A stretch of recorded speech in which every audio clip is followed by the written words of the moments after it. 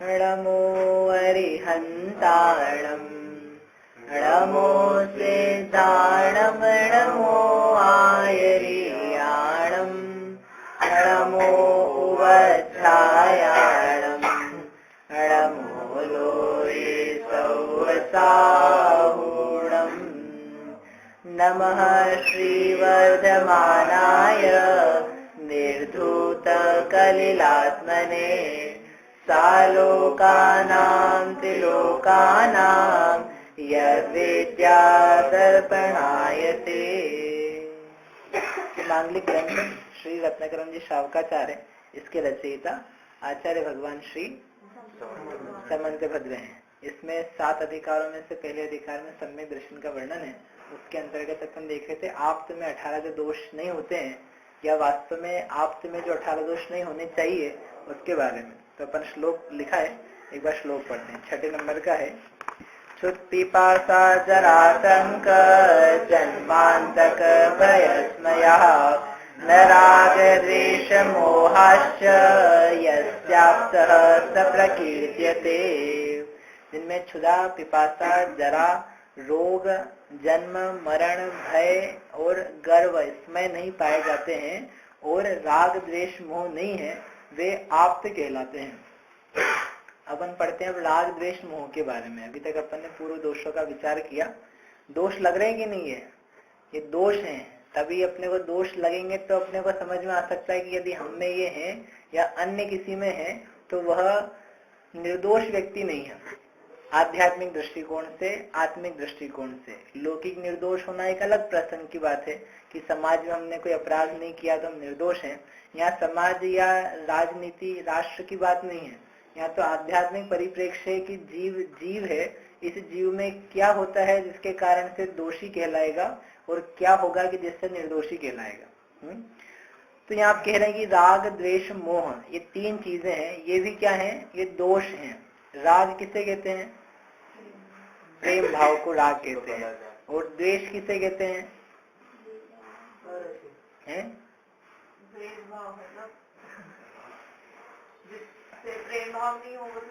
जिससे प्रेम भाव नहीं होता तो व्यक्ति हो गया कि जिससे हमको प्रेम नहीं है। लेकिन प्रेम भाव का नहीं होना, नेगेटिव फीलिंग जो होती है, उसको कहा जाता है द्वेष भाव। और मोह भाव किसे कहना? अपने पने का जो परिणाम है। बेसिकली यह मेरा है, यह मेरी वस्तु है, ममेदम, मम इदम, यह मेरा है, इस प्रकार का जो एक भाव बनता है, ममत्व रूप परिणाम, उसको आचार्य कहते हैं कि मोह है।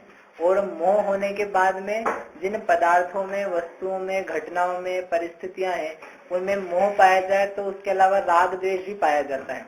या तो राग होगा या द्वेष होगा। मोह और राग अपने आप में 2 अलग अलग चीजें हैं, एक ही नहीं है। जनरली लोग क्या समझते हैं कि मोह है तो ही राग है, लेकिन मोह और राग सेम नहीं है। मोह का मतलब तो होता है एक तरीके से अपनी भाषा में कहें तो मिथ्यात्व। जो मिथ्यात्व का परिणाम है ना, ये शरीर मेरा है, ये घर का मालिक मैं ही हूँ, ये मेरा ही मालिकाना हक वाला है, इस पर और कोई सी दूसरे का हक नहीं है, यह रूप मेरा है, ये स्त्री पुत्र धन संपत्ति मेरी ही है, मैंने ही इसका अर्जन किया है, इसका एकमात्र स्वामी मैं ही हूँ। इस प्रकार का जो एक मम पने का भाव बना हुआ है, इसको कहते हैं विपरीत मान्यता, दर्शन, मोह, मिथ्यात्व, या एक शब्द में कहो तो मोह। और जब ये सब मोह बन जाता है तो उन्हीं पदार्थों में, वस्तुओं में एक दूसरा प्रकार का और परिणाम साथ में पैदा होता है, जिसे कहते हैं राग और द्वेष। राग यानी अब वे चीजें अच्छी लगती हैं अथवा वे ही चीजें बुरी भी लगती है। जैसे मेरी मम्मी, तो मेरी मम्मी कैसी है कि जब बालक छोटा होता है तो मेरी मम्मी सबसे श्रेष्ठ है, मेरी मम्मी जैसा कोई है ही नहीं। और थोड़ा सा बड़ा हो जाता है तब अब मम्मी ही दुष्ट रहती है। मेरी मम्मी मुझे खेलने नहीं देती, मेरी मम्मी मुझे बाहर नहीं जाने देती, पकड़ पकड़ के रखती है, मेरे मन अनुसार काम नहीं करने देती। तो उसके लिए मम्मी कैसी हो जाती है? बुरी हो जाती है। और फिर जन्मदिन आए और मम्मी पापा कोई गिफ्ट दे दें तो फिर अच्छी हो जाती है। और फिर 2 दिन बाद फिर खराब। 2 दिन क्या हो, तो दिन भर में 4-5 बार चेंज होता रहता है। अभी राग हो रहा है, अभी द्वेष हो रहा है। तो ये राग द्वेष चलता रहता है, लेकिन इसके पीछे साथ में एक और परिणाम जो मेरी पने का भाव नहीं जाता। मतलब मेरी मम्मी अच्छी है तो मेरी मम्मी तो ये हो गया मोह, और अच्छी है तो हुआ राग, और मेरी मम्मी बुरी है तो ये हो गया द्वेष। ये मम्मी के अलावा शरीर के ऊपर, घर के ऊपर, बाइक के ऊपर, गाड़ी के ऊपर, वस्त्र, बर्तन, जेवर, कपड़े लत्ते, ये जितनी सारी चीजें हैं इन सब के ऊपर लगाते जाना, तो आप पाएंगे कि अपने दिन भर में राग द्वेष मोह के परिणाम चलते ही रहते हैं। राग है इसलिए मोह है? नहीं, मोह है इसलिए राग होता है, क्योंकि मोह के बिना तो राग पाया जा सकता है, लेकिन राग के बिना मोह नहीं पाया जाएगा। राग द्वेष है ना, मोह के बिना राग, हाँ, मोह के बिना राग, के बिना मोह के बिना राग हो सकता है, मोह के बिना भी राग होता है, लेकिन राग के बिना मोह नहीं होता है। सही बोल रहा हूँ मैं? तो अभी मोह के बाद राग कैसे होगा फिर? हाँ, मोह के कारण राग होता है। नहीं, जरूरी नहीं मोह के कारण राग हो। वो फिर जो राग होता है मोह के बिना, वो संस्कार के कारण से होता है। जैसे जो मोह के बिना भी राग होता है ना, पूर्व संस्कार से होता है। पहले करने की आदत थी तो इसलिए अभी भी कर रहे हैं। जैसे क्या उदाहरण दे रहे थे कि लड़की है, लड़की की शादी कर दी, तो पहले लड़की अपने घर में थी तो उससे खूब प्रेम था। अब वो लड़की का घर दूसरा हो गया तो अब लड़की से वैसा नहीं रहा, मोह नहीं रहा, समझ लो एक प्रकार से, लेकिन फिर भी अच्छी लगती है। उसके बच्चे, उसके घर परिवार वाली चीजें वो अपने को कैसी लगती है, अच्छी लगती है। यद्यपि उससे वैसा संबंध नहीं रहा, उससे अपन एक एक जा करके जैसा व्यवहार पहले करते थे वैसा व्यवहार नहीं करने वाले। एक लौकिक उदाहरण है, क्योंकि यहाँ तो मोह दोनों जगह कम बंद नहीं हुआ है, लेकिन फिर भी जैसे अंतर पड़ जाता है तो वहाँ मोह नहीं रहा कि अब ये मेरी नहीं है। पहले हम कह रहे थे मात्र कि मेरी नहीं है, फिर भी मेरे पने जैसे ही काम था। अब तो वास्तव में क्या हुआ, ये दूर ही चली गई, अब ये वास्तव मेरी नहीं है, ऐसा दिख भी गया, छोड़ भी दिया, रो भी लिया, फिर भी जो राग है तत्संबंधी उस इस लड़की के प्रति वो बना रहता है, चला नहीं जाता। ऐसा बोल सकते हैं कि महाराज, मुनि महाराज जो होते हैं उनको मोह नहीं होता है, कंचित मतलब कदाचित कभी राग हो सकता है। तो वही, ये तो अपन ने एक उदाहरण के रूप में देखा, फिर एक्चुअलिटी में तो उन्हीं के ऊपर दिखाना है कि जो सम्यक दृष्टि है, कोई गृहस्थ है या देश संयमी है या मुनिराज है, तो इनके कैसे है, मेरा कुछ भी नहीं है, इनके कुछ परिणाम नहीं ऐसा कि ये शरीर मेरा है। अपन सर्वश्रेष्ठ उदाहरण है तो मुनि महाराज का। मुनि महाराज को कैसा है, मोह बिल्कुल भी नहीं है, यानी शरीर तक को अपना नहीं मानते हैं। कल अपन ने अंत में चर्चा करी थी ना कि उनके ऊपर कोई आक्रमण कर दे तो प्रतिकार क्यों नहीं करते, कि जब ये शरीर ही मेरा नहीं है तो ये जिसको ये मार रहा है ये मैं नहीं हूँ, मेरा नहीं है, तो मेरा बिगड़ा क्या, मैं क्यों क्रोध करूं। जैसे पड़ोसी को कोई मारे तो अपने को वैसा क्रोध नहीं आता जैसा अपने को कोई मारता होता, तो ऐसे जब शरीर को कोई क्षति पहुंचा रहा है और ये शरीर में नहीं हूं, तो फिर मुझे क्रोधित होने की या इसको श्राप देने की आवश्यकता क्या है। इसलिए उनके उत्कृष्ट मोह का अभाव पाया जा रहा है, लेकिन फिर भी उनके राग पाया जाता है। क्या राग पाया जाता है, अपने संघ के प्रति, गुरु के प्रति, देव शास्त्र गुरु के प्रति, जिन धर्म के प्रति किंचित राग रूप प्रवर्तन, उनका राग रूप भाव उनको ही पाया जाता है। साधर्मी कोई दिखे, कोई संघ के जीव दिखे तो उनको देख के उनको भी आह्लाद प्रसन्नता होती है। ऐसा तो नहीं होता आता वो दिख गए और फिर भी आंखें बंद करके बैठे रहे, अब कौन देखे, अपन तो वीतरागी हैं, अपन प्रसन्न हो जाएंगे तो अच्छा नहीं लगेगा, ऐसा नहीं होता। उनके अभी जिस भूमिका में है तो वैसा एक प्रमोद का, आह्लाद का, प्रसन्नता का परिणाम पैदा ही हो जाता है। तो फिर उनके मोह है क्या, मोह नहीं है, राग है। और जो जैन धर्म से विपरीत बुद्धि रखने वाले हैं, कदाचित जिन धर्म के ऊपर आपत्ति आए तो उन जीवों के प्रति किंचित द्वेष भाव भी पैदा हो सकता है। लंबे काल नहीं होगा, थोड़े से अल्पकाल के लिए आए फिर चला जाए, तो कुछ द्वेष भाव भी कदाचित हो सकता है, लेकिन उनके मोह भाव तब भी नहीं है। समझ में बात। इसलिए मोह के बिना राग द्वेष तो हो सकते हैं, लेकिन राग द्वेष हो रहे हैं तो मोह जरूरी होगा क्या है, क्योंकि जब दिख रहा है तो मोह के बिना तो राग द्वेष हो सकते हैं, लेकिन मोह होगा तो राग द्वेष साथ में होंगे होंगे, ऐसा कहना था। तो पहले वाला वाक्य एक कुछ गड़बड़ हो गया होगा। छूटने की स्थिति जब होगी, जब पहले द्वेष जाएगा, फिर मोह जाएगा, फिर राग जाएगा। हाँ, वो अपन गुणस्थानों की प्रक्रिया का विचार करेंगे तो द्वेष का भाव, फिर राग का भाव और फिर मोह का भाव, ऐसा बन जाएगा। फिर मोह आखिरी में जाएगा। नहीं, मोह का अभाव हुआ ना, मोह का, द्वेष का, राग का। मोह बाद में रहेगा तो राग द्वेष तो रहेंगे। मोह रूप यानी मोह से मतलब है यहाँ पर मिथ्यात्व से, अपनापन, ये शरीर आदि राग आदि भाव मेरे हैं, मैं इनका स्वामी हूँ, इनसे सुख है, इस प्रकार का जो एक भाव है उस बात को मोह कहा जा रहा है। उसका अभाव पहले होता है, फिर द्वेष का अभाव होगा और फिर राग का अभाव होगा। ये क्रम है इनके अभाव में, द्वेष और राग, मोह द्वेष और राग। इसलिए शब्द अपन बोलते हैं ना, वीत रागी भगवान है। वीत द्वेषी और वीत मोही नहीं बोलते, यद्यपि वे वीत मोही भी हैं, वीत द्वेषी भी हैं और वीत रागी भी हैं, फिर भी वीत रागी क्यों बोल रहे हैं? क्योंकि राग सबसे लास्ट में गया है, तो जो सबसे लास्ट में गया है उसी का नाम लिया जाता है। जैसे कोई व्यक्ति रिटायर हुआ है स्कूल से, तो वो क्या लिखता है अपने नाम के आगे? Ex principal. तो ये प्रिंसिपल के पहले ये टीचर भी था, टीचर के पहले शायद कुछ और नीचे सब टीचर या जो भी वो पोस्ट हो सकती वो भी था।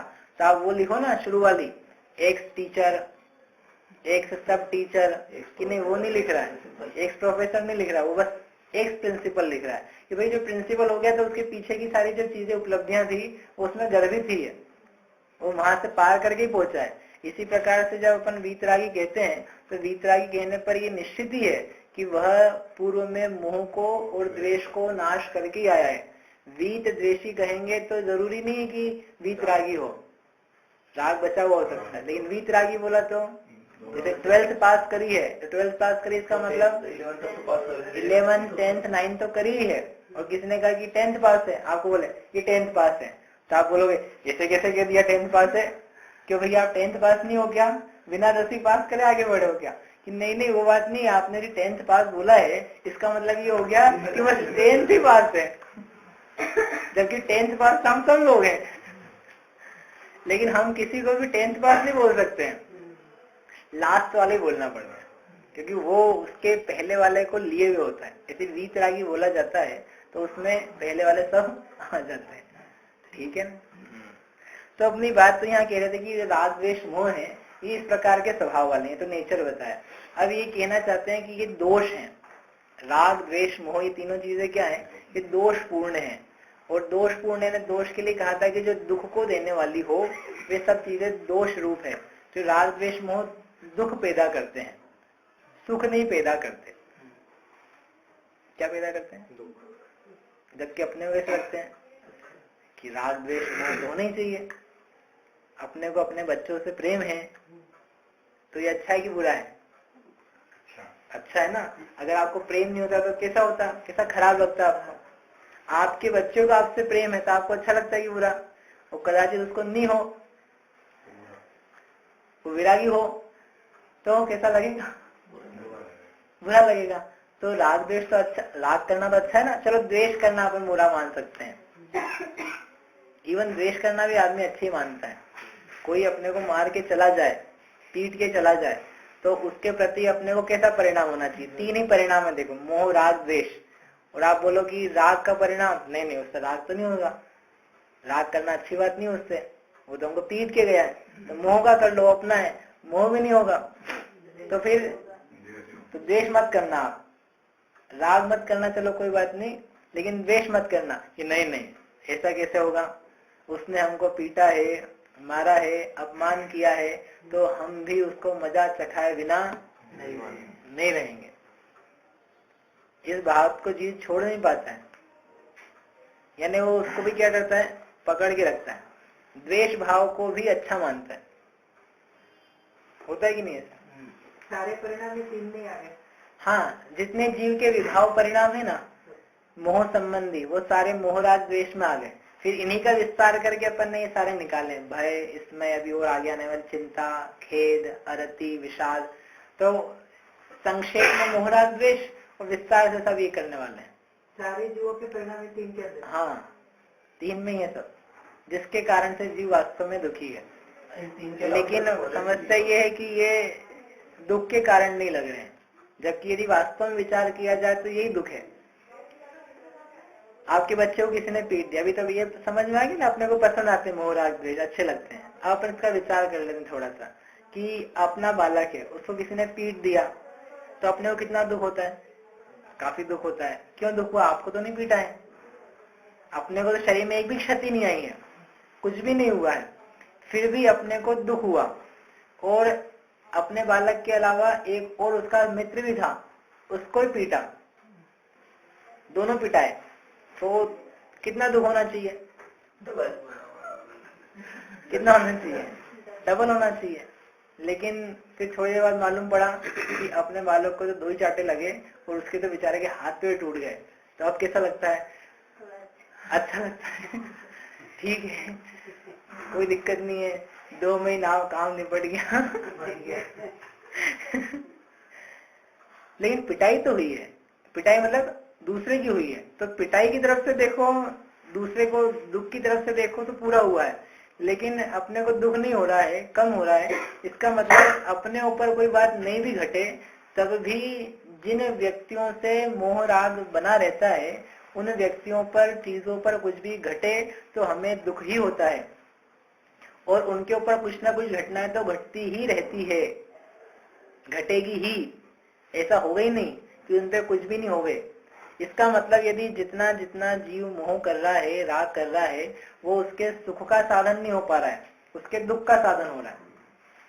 एक माता पिता है, वो कहते हैं कि हम क्या कर रहे हैं, धन कमा रहे हैं। क्यों कमा रहे हो? तो कहते हैं कि हम अपने बच्चों के लिए कमा रहे हैं।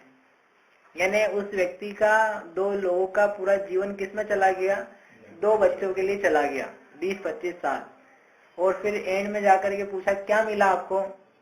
तो बोले कुछ नहीं, लड़का था वो छोड़ के चला गया, लड़की थी अपने घर चली गई, अब हम अकेले ही बचे।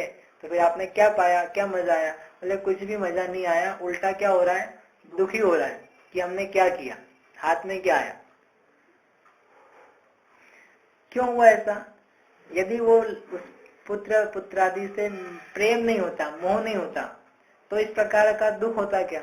यानी जितना मोह किया, वो मोह के कारण से दुख हो रहा है। उसके जाने से, उसके साथ रहने से, उसके कुछ कहने से कुछ भी नहीं होता वास्तव में। किसी व्यक्ति ने आपको अपशब्द कहे, तो अपशब्द कहने पर क्या होता है? दुख होता है सुनने पर। क्यों हुआ दुख? वही शब्द किसी अन्य तीसरे व्यक्ति ने भी सुने थे, बोले तो 2 लोग और भी खड़े थे, उन्होंने भी सुने। सुनना सबके लिए कैसा रहा था? समान रहा था। लेकिन ये मुझे कहे गए हैं, मेरे प्रति कहे गए हैं, ये मैं हूँ, ये जो दिख रहा है ये ही मैं हूँ, और इस मुझको ये सब कहा जा रहा है। ऐसा जो मोह भाव है, उस मोह भाव के कारण से अब वे शब्द भी कैसे लगते हैं? दुखद लगते हैं। और उसी मोह भाव के कारण से ऐसा लगता है कि ये कुछ अच्छा सुनाए, अच्छा कहे, प्रशंसा के शब्द कहे, बढ़िया कहे, तो मुझे मजा आए, आनंद आए। तो अपन अपने आनंद के लिए बैठे रहते हैं हाथ जोड़ करके। किसके सामने? सब दूसरों के सामने। ये सब लोग कुछ कहेंगे तो मुझे खूब आनंद होगा, और फिर इनके लिए नाना प्रकार के काम करो, इनके लिए दिन रात लगे रहो, अपना समय दो, तो ये हमको प्रसन्न करेंगे। अपन इनको प्रसन्न करो और ये हमें प्रसन्न करेंगे। कहने का मतलब ये, इसका जितना और अपने विस्तार से विवेचन करते जाएं या सोचते जाएं, तो ये मालूम पड़ेगा मूल में आकर के कि जिसको अपन सुख का हेतु मान रहे हैं, जिसको अपन प्रेम का, आनंद का स्रोत मान रहे हैं कि ऐसा राग द्वेष करेंगे, मोह करेंगे तो मजा आएगा, जबकि इससे बिल्कुल उल्टा है।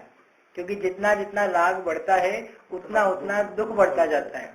एक माता का बालक यदि समझो पढ़ने के लिए पुणे जा रहा है, बम्बई जा रहा है, तो उसको सुख होगा कि दुख होगा? कितना दुख होगा? कितना दुख होगा? जितना राग होगा। माता का बालक माता से दूर कभी होगा कि नहीं होगा? कब होगा? बड़ा होने पर। जरूरी कभी भी हो सकता है। और बड़ा होने पर कब होगा? कोई तो होगा ना ऐसा माता का पुत्र या पुत्री जो उससे कभी अलग नहीं होगी, या होगा? अरे कोई तो होगा इतना बढ़िया आदमी कि जो माता पिता के साथ ही हमेशा हमेशा रहेगा। क्यों मिथिलेश भैया? संसार में एक माता पिता हमको ऐसे चाहिए हैं। कैसे? जिनके पुत्र पुत्री उनके साथ हमेशा हैं। क्यों जी आप मुस्कुरा रहे हो? क्या बात है? ऐसा एक ही चाहिए हमको। इतने 7 अरब मनुष्य हैं, 3.5 अरब फैमिलीज है, मतलब लगभग तो इन फैमिलीज में एक तो लिया हो कि जितने माता पिता उनके पुत्र पुत्री हैं, या तो माता जाएगी या पुत्र जाएगा, वे हमेशा साथ में कैसे रहेंगे? उनका साथ में रहना असंभव है। और जब असंभव है तो जैसे एक थोड़ी सी दूर जाने पर उसको दुख हो जाता है, तो जब बहुत दूर हमेशा के लिए चला जाता है तो कितना होगा? ये तो पुत्र की अपन ने बात करी। ऐसा शरीर है, ये शरीर जब इससे जीव से दूर हो जाएगा और इसको अपना मान करके पुत्र से पुत्री से भी ज्यादा इसने एकत्र किया हुआ है, इसका विछोह होता है, तो उसको फिर प्रेम आनंद होगा कि दुख उत्पन्न होगा? तो अपन सबकी स्थिति देखते हैं मरण के समय, सब दुखी को दुख को प्राप्त करते हैं यदि विवेक पैदा नहीं होवे। ये तो कोई जैन धर्म है जिसमें कहते हैं कि भैया कोई बात नहीं, शरीर छूट रहा है तो कोई बात नहीं है, तुम्हें फिर मिल जाएगा। कम से कम इस शरीर का विचार छोड़ करके तुम अपनी आत्मा का स्मरण या पंच परमेष्टि के स्मरण से छोड़ो। तो बिना रोते हुए भी जाते हुए हमने देखे लोग, बिना किसी प्रकार के संक्लेश के, बिना आंसुओं के, बिना रोते कलपते, और ऐसे भी जीव होते हैं। हाय मरा, हाय मरा, मरने के नाम से बस आंसू टपकना चालू हो जाता है, ऐसे भी जीव होते हैं। कहने का आशय ये है कि ये जो दुख हो रहा है ना, इसका मूल कारण कोई शरीर नहीं है। शरीर दुखी नहीं करता है। ठंडी गर्मी सर्दी बरसात संजय जी ये दुखी नहीं करती है। लड़का बच्चा दुखी नहीं करता है। पैसा कम ज्यादा होना ये दुखी नहीं करता है। शरीर काले रंग का है कि सांवले रंग का, ये कोई दुखी नहीं करता है। किसी के शब्द वचन भाषा व्यवहार बोलना भोजन पानी ये कोई भी दुखी नहीं करता है। दुख के मूल कारण वास्तव में मोह राग द्वेष है, और वो मोह राग द्वेष कोई दूसरा नहीं देता है, ये जीव अपने में स्वयं पैदा करता है। जब ये इतने ज्यादा बुरे हैं तो कहते हैं कि यही सबसे बड़ा दोष है, और जो इस दोष से मुक्त होगा वो आप्त कहलाने के योग्य है। जिसमें खुद में मोह राग द्वेष है तो वो आप्त किस बात का? इसका मतलब जिसमें मोह राग द्वेष है तो खुद ही दुखी है। दुखी क्या? महादुखी है। जो खुद प्रेम करने में भरोसा रखता है, भक्तों को आशीर्वाद देने में और दुष्टों का निग्रह करने में विश्वास रखता है, तो वो राजा तो हो सकता है, लेकिन प्रजा का पालन करने वाला हो सकता है, लेकिन आप्त नहीं हो सकता है। आप तो ऐसा होना चाहिए जो महाप्रसन्न आनंद का धनी शक्तिमान और अपने ही आप में से आनंद जिसके झड़ता हो, उस प्रकार का कोई जीव हो, तो वो कहलाने के योग्य है कि ये क्या है? आप्त है। इनके आगे फिर अपने आप यदि आप इनका विचार करो तो श्रद्धा से अपना सिर झुकता है। जैसे किसी व्यक्ति के गुणों का बखान किया जाए वास्तविक कि ऐसे ऐसे ऐसे ऐसे गुण हैं, और अपन देखते जाए कि अरे हम में ऐसा एक भी गुण नहीं है, तो अपने आप मस्तक क्या हो जाता है कि अरे कितने महान है। गांधी जी को अपन नहीं जानते, समझो अपन ने बचपन में क्या है कि हंसियां ज्यादा उड़ाई जाती गांधी जी की, और थोड़े आप बड़े हो और गांधी जी का पूरा जीवन पढ़ो, उन्होंने क्या किया देश के लिए, उन्होंने कितना बलिदान दिया, सेक्रीफाइस किया, वो सारा का सारा व्यवस्थित रूप से आप पढ़ो, उस समय की व्यवस्थित घटनाएं देखो, तो आपको एक परिणाम पैदा होगा कि अरे हम क्या करा हमने। गांधी जी मतलब वास्तव में कितने महान व्यक्ति थे। अपन ने यह पढ़ा सुना नहीं है, वो तो बचपन से लोगों ने हंसी उड़ाई गांधी जी की, अरे गांधी जी बर्बाद, गांधी जी ने पार्टीशन कराया, गांधी जी ने कुछ नहीं किया, गांधी जी तो ऐसे थे न वैसे थे।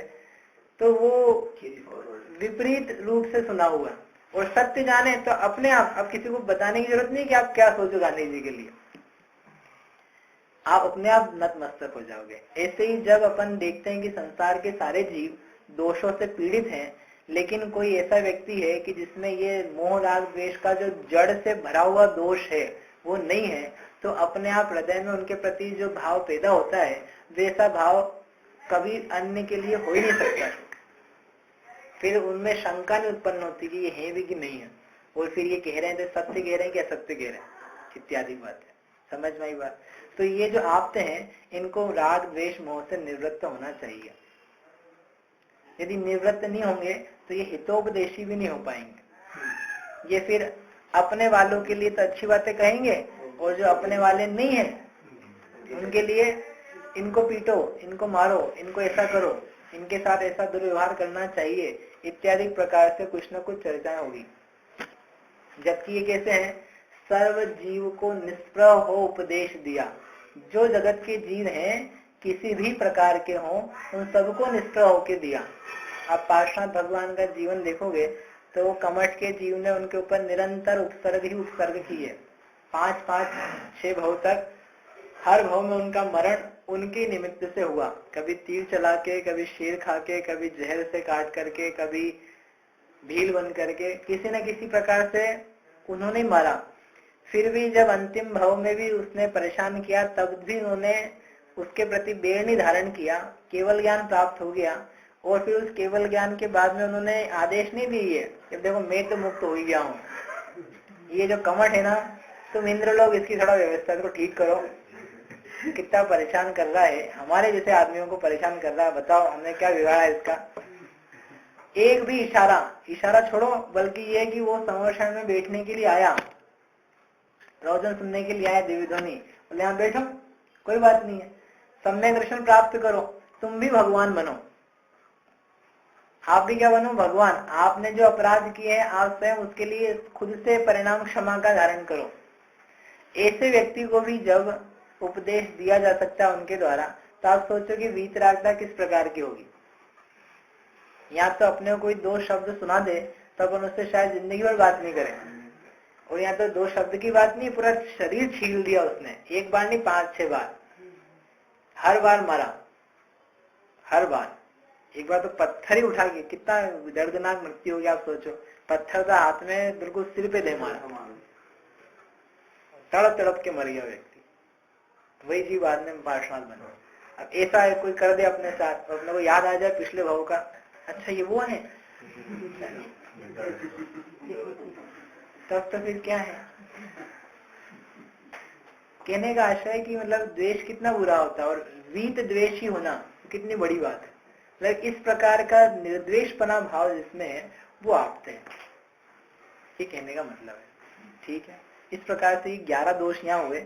अब इसके अलावा और 7 प्रकार के दोष हैं, वो अपन एक मिनट पढ़ लेते हैं। कौन कौन से हैं?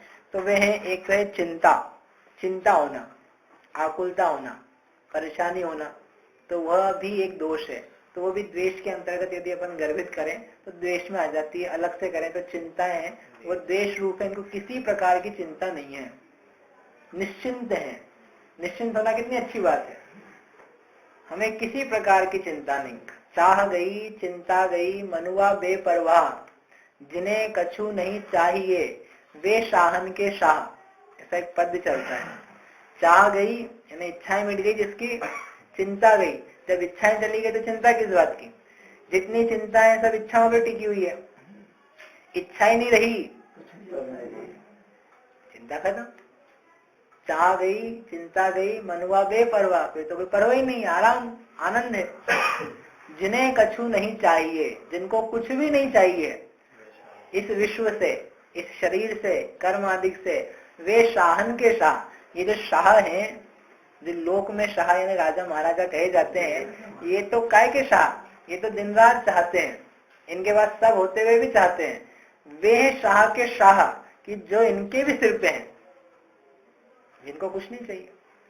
इस प्रकार की चिंता रहित जो हो वे आपते हैं। और क्या है? जिनको रति नहीं है, किसी में सुहावने पने का परिणाम नहीं है, ऐसा रति नाम का दोष जिसके नहीं है। फिर एक है निद्रा, निद्रा जिसके नहीं है।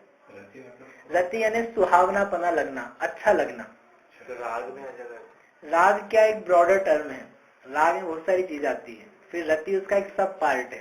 राग में लोभ भी आता है, मायाचारी भी आती है, हास्य भी आता है, लेकिन रति में इतना परिणाम है कि सुहावना लगना, भला लगना, उतने प्रकार का भाव। तो वो रति भी जिसके नहीं पाई जाती। और निद्रा भी एक दोष है। अब ये दोष है कि अच्छी बात है? निद्रा तो अच्छी बात है, नहीं आए तो अपने को फिर दवा लेनी पड़ती है। निद्रा नहीं आना ये रोग है, निद्रा आना तो अच्छी बात है। क्यों आपके पास इतने लोग आते हैं, एक भी ऐसा नहीं आया होगा डॉक्टर मैडम हमको बहुत नींद आती है, कुछ इलाज करो? इसके तो बहुत आए होंगे कि नींद नहीं आ रही है। नींद आने की कैप्सूल है मार्केट में, लेकिन नींद उड़ाने की कैप्सूल नहीं है। आते क्या? मेरे को तो पता नहीं आते हो तो। किस टाइप में? दस अच्छा वो पता नहीं हमको। धीरे धीरे नींद खत्म हो जाएगी। देखो कोई ऐसा चीज आए भी ना तो कहीं भूल करके भी ये चीज ले मत लेना, भले किसी प्रसंग हो, क्योंकि ये ज्यादा उल्टे काम करते हैं। नींद की गोलियां हैं वो विपरीत ही असर करती है। ऐसे नींद उड़ाने की भी कोई चीज हो तो उससे दूर ही रहना। हाँ, स्वाभाविक रूप से नींद कैसे भगे इसके लिए तो उपाय है आगम में। भोजन कम करना तो अपने आप नींद कम हो जाएगी। उपवास करो किसी दिन तो नींद भूख के कारण से आती नहीं। रात में 2 बजे 3 बजे जगते रहते आदमी, नींद भी जगह के 2-3 बजे जिसका अभ्यास, तो फिर भी नींद अपने आप कम होती है। तो वो दूसरे उपाय हैं। खैर यहाँ कहना यह था कि निद्रा जो है वो निद्रा दोष रूप है। तो आप ये विचार करना कि निद्रा दोष रूप क्यों है, ये आपको विचार करके आना है कि निद्रा को दोष क्यों कहा जा रहा है। निद्रा तो सुख का साधन है। अपन सो लो अच्छे से तो सुबह कैसा लगता है, बढ़िया लगता है, और नहीं सो पाओ तो चिड़चिड़ी सी होती है। तो निद्रा दोष रूप का है। निद्रा तो आनंद का साधन और अगले दिन के कार्य को करने के लिए शक्ति को देने वाली, तो शक्ति का साधन है। तो आचार्य महाराज कह रहे हैं कि ये शक्ति का साधन नहीं है, ये दोष है। तो दोनों को भले बात कैसे बनेगी, ये आप विचार। ठीक है, ये कल पूरी होकर के हो जाएगी। अब 2-3 दोष बचे हैं, तो ये करके फिर अब इन आप्त को क्या क्या कहा जाता है और फिर वो उपदेश से उसको लिंक करके आगे की सुंदर गाथाएं चाहते हैं। यस्य आप्तः स प्रकीर्त्यते, यस्य यानी जिसको ये दोष न यानी नहीं है, स वह आप्तः आप्त प्रकीर्त्यते यानी कहा जाता है, उसे आप्त कहते हैं। जावाणी के ज्ञान से सूझे लोकालोक, सो वाणी मस्तक नवो सदा देतु भूख।